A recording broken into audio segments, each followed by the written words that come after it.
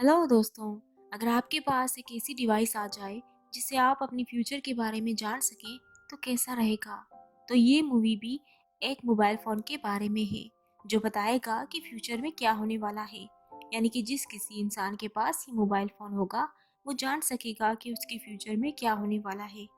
तो movie start होती है एक औरत को दिखाकर जो कि रेलवे स्टेशन पर खड़ी थी। वो अपनी ट्रेन का इंतज़ार कर रही थी। उसके पास यही मोबाइल फ़ोन होता है जिस पर मैसेज आता है कि इस ट्रेन में बैठ जाओ। वो उस ट्रेन में नहीं बैठती और किसी और ट्रेन में बैठ जाती है। अचानक उसकी ट्रेन के नीचे मौत हो जाती है। यानी कि जो इंसान इस मोबाइल फ़ोन को फॉलो नहीं करेगा उसकी मौत हो जानी है। उसके बाद हम एक आदमी को देखते हैं जिसका नाम मैक्स है। ये एक आईटी इंजीनियर है और एक कंपनी के लिए काम करता है। वो अभी इस कंपनी में एक सिक्योरिटी सॉफ्टवेयर इंस्टॉल कर रहा था। जब ये सारे काम करके होटल की तरफ जाता है तो काउंटर पर एक लेडी उसे पार्सल देती है जिस पर उसका नाम लिखा था। पर वो बहुत हैरान हो गया था क्योंकि वो इस जगह पर नया था और ना ही उसने कोई चीज़ ऑर्डर की थी और ना ही वो किसी को जानता था। खैर, वो उस पार्सल को अपने रूम में लेकर आता है और उसको खोलकर चेक करता है। और जब वो उसको खोलता है तो उसमें से एक लेटेस्ट मोबाइल कंपनी का फ़ोन था। उस फ़ोन पर जेज़ी की ब्रांडिंग थी जो कि ऐसी कोई कंपनी नहीं थी। वो हैरान था कि ऐसी कोई कंपनी है ही नहीं। खैर, कुछ टाइम बाद उस मोबाइल पर मैसेज आता है आज वो इस होटल में रुक जाए। कल इस होटल में एक छोटा सा डिस्काउंट मिलने वाला है। मैक्स को ये आइडिया बहुत अच्छा लगता है क्योंकि वो भी एक दिन थाईलैंड में घूमना चाहता था। इसके लिए वो और रात के लिए कमरा ले लेता है और अपनी फ्लाइट को भी कैंसिल करता है। मैक्स अपनी छुट्टियों को एंजॉय कर रहा था एक और दिन। तभी वो न्यूज़ में सुनता है कि जिस फ्लाइट में वो जाने वाला था वो क्रैश हो गया था। उसका एक्सीडेंट हो गया था। मैक्स ये सुन के बहुत शुक्र करता है कि वो नहीं गया और अपने आप को खुशनसीब मानता है। फिर दोबारा मोबाइल पर मैसेज आता है कि अगर तुम अमीर होना चाहते हो तो तुम्हें स्टॉक खरीदना होगा। पर वो इस मैसेज पर ध्यान नहीं देता और उस मैसेज को डिलीट कर देता है। जब वो अपने रूम में था तो वो टीवी पे देखता है कि जिस स्टॉक का मैसेज आया था खरीदने के लिए उसकी कीमत बढ़ गई है।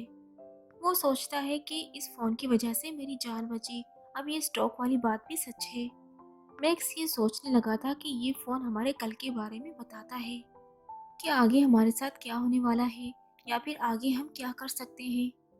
फिर उसे मैसेज आता है कि उसे दूसरे शहर चले जाना चाहिए। अब मैक्स इस फ़ोन पर यकीन करने लगा था और वो फ़ौरन रवाना हो जाता है। दूसरे शहर एयरपोर्ट पर उसे एक टैक्सी ड्राइवर मिल जाता है जो कि कम पैसों में उसको उसके होटल ले जाने के लिए तैयार था। जब वो टैक्सी ड्राइवर उसे ले जाने लगा था तो वो काफ़ी हैरान था उसके फ़ोन को देखकर। वो कहता है कि आपकी फ़ोन काफ़ी लेटेस्ट है। वो कहता है कि मैंने तो ये फ़ोन कभी देखा ही नहीं और ना ही इसके बारे में सुना है। तो टैक्सी ड्राइवर अपना उसे कार्ड देता है और कहता है कि मैं एक टेली कम्युनिस्ट हूँ जो कि नई नई टेक्नोलॉजी को बनाता हूँ। बातें करते ही मैक्स अपनी होटल पहुँच जाता है जहाँ पे फ़ोन पर उसको कहा था आने के लिए। होटल पहुँचते ही उसे मैसेज आता है कि अब उसे कसिनो जाकर खेलना चाहिए। मैक्स कसिनो चला जाता है लेकिन मैक्स को कसिनो के बारे में कुछ पता नहीं होता। तो वो उसी मशीन के पास जाता है जिसके बारे में मैसेज में लिखा था। उस मशीन के पास एक आदमी खेल रहा था। फिर तभी मैसेज आता है मैक्स को कि इस मशीन में जैकपॉट लगने वाला है। अब उस आदमी को हटाने के लिए मैक्स उसे ढेर सारे पैसे देता है और वो आदमी मानकर चला जाता है। तभी मैक्स खेलने लगता है और एक ही बारी में बहुत सारे पैसे जीत लेता है। तभी कसिनो की टीम उसे कैमरास में देख रही थी और हैरान थी कि इस आदमी को कैसे पता लगा कि इस मशीन में जैकपॉट लगने वाला है, क्योंकि उसने उस आदमी को हटाने के लिए पैसे भी दिए थे। मैक्स जीते हुए पैसों से और कार्ड खेलता है और गेम खेलता है और उसमें भी वो जीत जाता है। अब सिक्योरिटी टीम को मैक्स पर पूरा शक था क्योंकि मैक्स जब खेल रहा था तो बार बार अपने मोबाइल फ़ोन को चेक कर रहा था।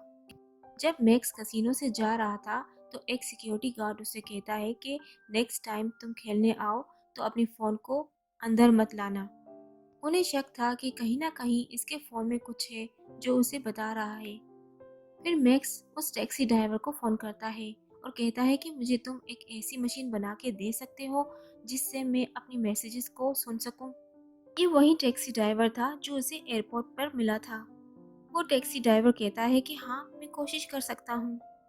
उसके बाद मैक्स अपनी होटल की तरफ जाता है जहाँ पे एक कपल जा रहा था। ये दोनों आपस में लड़ रहे थे। मैक्स उनको लड़ाई करने से रोकता है और उस आदमी के पास जाता है जो उसे पंच करता है और मैक्स बेहोश हो जाता है। ये दोनों उस कसीनो के लिए काम करते थे और ये उस कसीनो के खुफिया एजेंट थे और ये पता करने आए थे कि मैक्स उस कसीनो से इतने सारे पैसे कैसे कमा रहा है। वो उसके फ़ोन का सारा डेटा हैक कर लेते हैं। तो वो लड़की मैक्स का शुक्रिया करती है कि उसने उसकी जान बचाई। मैक्स भी कहता है कि यू वेलकम। फिर वो लड़की मैक्स का सारा डेटा कसिनो को बेच देती है। लेकिन अभी भी उन्हें ये पता नहीं चल पा रहा था कि उसको मैसेजेस कहाँ से आ रहे हैं। दूसरी तरफ टैक्सी ड्राइवर ने भी मैक्स का काम कर लिया था और उसके लिए डिवाइस बना ली थी। वो उस डिवाइस को कानों में पहन लेता है और दोबारा कसिनो में खेलने जाता है और वही कुछ करता है जो उस मैसेजेस में कहा जा रहा था। वो लगातार जीतता जा रहा था और वहाँ की सिक्योरिटी और मैनेजमेंट भी तंग आ चुकी थी और मैनेजर जाकर मैक्स को पकड़ लेता है और उधर एफबीआई के एजेंट्स भी आ गए थे। एफबीआई के एजेंट्स मैक्स को लेकर जाते हैं और उससे पूछताछ करते हैं। कहते हैं कि सच सच बताओ कि तुम्हें ये खुफिया मैसेज कहाँ से आ रहे हैं। पर इसके बारे में भी मैक्स खुद नहीं जानता था। एफबीआई का एजेंट मैनेजर को बताता है कि ये केस हमारे लिए नॉर्मल नहीं है। ऐसे बहुत से केस हमारे पास आ चुके हैं पहले भी। बहुत से लोगों को ये फ़ोन मिला और उन्हें भी पैसे कमाने के अलग अलग तरीके बताए गए। और जब भी हमने उन लोगों को पकड़कर पूछा कि तुम्हारे पास ये फ़ोन कहाँ से आई, तभी कुछ वक्त के बाद उन लोगों की मौत हो गई। और हर बार की तरह हम इस बारे में नहीं जान पाते। इसके बाद एफबीआई का एजेंट मैक्स के पास जाता है और उसे कहता है कि तुम्हें हमारा साथ देना होगा और पता लगवाना होगा कि ये फ़ोन किसका है और कहाँ से आया है। वो एजेंट अपने बॉस को भी बताता है कि अभी तक हमें पता नहीं चल सका कि ये फ़ोन कहाँ से आया है, पर अब मैक्स भी हमारी मदद करने के लिए तैयार है। वो मैक्स को फिर से कसिनो भेजते हैं और कहते हैं कि इस मैसेजेस के डेटा को करने के लिए हमें 3 और मैसेजेस की ज़रूरत है। उसके बाद मैक्स को फिर से मैसेजेस आते हैं और फिर वैसे ही वो उन मैसेजेस को फॉलो करके खेलना शुरू करता है, पर वो हार जाता है। फिर उसे दोबारा मैसेज आता है कि मैं जान चुका हूँ कि मेरा डेटा हैक करने की कोशिश की जा रही है। इधर एफबीआई के एजेंट ने मोबाइल का डेटा हैक कर लिया था। जब उनका बॉस देखता है तो सबको जाने के लिए कहता है। ऐसा लग रहा था कि उसे पता चल चुका था और इस सब के बारे में वो पहले से ही जानता था। फिर अपने बॉस को कॉल करता है और कहता है कि मैं जान चुका हूँ। ये सब एक एचलॉन सुपर कंप्यूटर कर रहा है। इसका बॉस पहले ही इस कंप्यूटर के बारे में जानता था, लेकिन किसी को कुछ नहीं बताता क्योंकि उसके बताने से वो खुद भी फंस चुका था। एफबीआई एजेंट अपने बॉस को कॉल करता है और कहता है कि ये कंप्यूटर एआई सिस्टम से चलता है जो कि सिक्योरिटी के लिए बनाया गया था। सब बातें सुनने के बाद उसको ऐसा लग रहा था कि इस फ़ोन को किसी ने हैक कर लिया है। तो बॉस फिर किसी को कॉल करता है और उसे कहता है कि तुम एफबीआई के साथ मिल जाओ, जो कि पूरी ही तरह मैक्स की तरह दिखता था और उसे मैक्स का फ़ोन भी दिया गया था।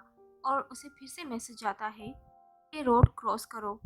जैसे ही वो ऐसा करता है उसे गाड़ी टक्कर मार देती है और उसकी फौरन मौत हो जाती है। और मैक्स उसी लड़की के साथ रह रहा था जो एक खुफिया एजेंट थी जिसे मैक्स ने बचाया था। पर मैक्स ये बात नहीं जानता था कि ये लड़की एक खुफिया एजेंट है। अभी वो लड़की छत पर देखती है कि एक आदमी गोली चलाने वाला है। वो समझ गई थी कि ये लोग मैक्स को मारना चाहते हैं। ऐसा क्यों था कि कोई नहीं जानता था। क्या ये सब इस फोन की वजह से हो रहा था? और वो लड़की सबको मार देती है और मैक्स को बचा लेती है। अब मैक्स को पता लग गया था कि जो लड़की इसके साथ रह रही थी वो एक एजेंट थी और इससे प्यार करने का नाटक कर रही थी। तभी उनको पता चलता है कि उन लोगों को मारने एफबीआई के बॉस ने भेजा था। बॉस इस बारे में यानी इस फोन के बारे में कुछ ना कुछ जानता था और उसे ये लग रहा था कि मैक्स उनके बारे में काफी जान चुका है, इसीलिए उन आदमियों को भेजा था मैक्स को मारने के लिए। अब मैक्स भी ये जानना चाह रहा था कि ये मैसेजेस इस फोन में कहाँ से आ रहे हैं। उधर बॉस ने भी इस पर नजर रखी हुई थी। मैक्स अब उस टैक्सी ड्राइवर के पास जाता है जो कम्युनिस्ट था। वो उसे फोन देकर कहता है कि तुम्हें पता करना होगा कि इस पे कहाँ से मैसेज आ रहे हैं। वो मैक्स को कहता है कि हाँ मैं पता तो कर लूँगा। उसे सब पता चल जाता है। वो बताता है कि ये सारा काम एक सुपर कंप्यूटर कर रहा है। उसको एच लोन, एक एफबीआई कंपनी कहा जाता है। वो सब कुछ खुद से सोच सकता है। मैक्स को ये सब कुछ अजीब लग रहा था कि एक कंप्यूटर इतना कैसे सोच सकता है। वो बताता है कि ये एक आम कंप्यूटर नहीं है, ये हर किस्म की मशीन को कंट्रोल कर सकता है। इसीलिए उसने तुम्हें पहले ही बता दिया था कि तुम इस प्लान में मत जाओ, ये क्रैश होने वाला है। वो कहता है कि ये कंप्यूटर इतना स्मार्ट है कि ये हर किस्म की मशीन के बारे में पता कर सकता है। जब ये सब कुछ बता रहा था कि वहाँ पे कुछ आदमी आ जाते हैं जो मैक्स को मारने आए थे। ये सब लोग जल्दी से गाड़ी में बैठकर चले जाते हैं। उनका पीछा एफबीआई के एजेंट्स कर रहे थे, लेकिन मैक्स उन एजेंट में से एक एजेंट को पकड़ लेता है। वो मैक्स को सब सच बताता है कि हम तुम्हें इसलिए मारना चाहते थे कि तुम्हें इस कंप्यूटर के बारे में सब कुछ पता था और हम नहीं चाहते थे कि तुम अब इसके बारे में किसी और को बताओ। इसको हमने ही बनाया है। अब वो खुद से काम कर रहा है जो कि खतरा बन सकता है, इसलिए हम तुम्हें मारना चाहते थे ताकि तुम किसी को कुछ ना बताओ। तभी मैक्स को मैसेज आता है जिसमें लिखा था कि तुम वहीं पे जाओ जहाँ पे तुमने सिक्योरिटी सिस्टम को इंस्टॉल किया था, क्योंकि वो एआई कंप्यूटर मैक्स को सिक्योरिटी कैमरा से देख रहा था। फिर मैक्स को मैसेज आता है कि यहाँ पे जितने भी कंप्यूटर हैं उसको सुपर एच कंप्यूटर से कनेक्ट कर दो, मतलब कि जोड़ दो, जिससे वो कंप्यूटर कनेक्ट हो जाएगा और अपडेट हो जाएगा। इससे दुनिया में जितनी भी बनाई हुई मशीन है वो उसको कनेक्ट कर सकता है। इससे वो कंप्यूटर अपडेट हो जाएगा और सबको कंट्रोल कर सकेगा। मैक्स फिर देखता है कि सारे कंप्यूटर एआई कंप्यूटर से यानी एच लॉन्च से कनेक्ट थे। वो रोकने की कोशिश करता है लेकिन नहीं कर पाता। वहाँ एफबीआई का एजेंट अपने बॉस को कॉल करता है और कहता है कि हमें इसको फौरन ख़त्म करना होगा वरना तबाही आ सकती है। ये सारी दुनिया के साथ साथ इंसानों को भी कंट्रोल करने लगेगी। वहाँ पे मैक्स कंप्यूटर के सामने कहता है कि इस सिस्टम को बनाने का मकसद साइबर सिक्योरिटी था, मतलब कि टेक्नोलॉजी में जो भी गलत काम होते हैं उसको रोक सके, ना कि इंसानों को कंट्रोल करें। ये सुनते ही वो मशीन सारे कंप्यूटर में अपने सारे काम को जो भी उसने किए थे वो सामने लाती है। इसी तरह चलते चलते सारा डेटा खत्म हो जाता है। इसी तरह सारा डेटा खत्म होता जा रहा था और कंप्यूटर शट डाउन होते जा रहे थे। और ये कंप्यूटर समझ चुका था कि इस कंप्यूटर को किसी गलत काम के लिए नहीं बनाया गया था और वो खुद को ही ख़त्म कर देता है। फिर एफबीआई की टीम आती है और मैक्स को पकड़ लेती है और कुछ वक्त के लिए फिर उसे छोड़ दिया जाता है। मूवी के आखिर में हमें पता चलता है कि वो टैक्सी ड्राइवर दरअसल एक कैप्टन था जो इसी मिशन के लिए आया था। उसे एचलॉन सुपर कंप्यूटर को बंद करवाना था। दोस्तों, इस मूवी से हमें ये सबक मिलता है कि हम जो भी चीज़ें बनाते हैं उसका उतना ही इस्तेमाल करें जितना हम कर सकते हैं। अगर ज़्यादा इस्तेमाल करेंगे तो ये चीज़ हमारे लिए फ़ायदेमंद नहीं बल्कि नुकसानदार होगी। आप कमेंट करके बताइए कि आपने इस मूवी से कौन सा लेसन सीखा। और इसी तरह हमारी मूवी ख़त्म हो जाती है।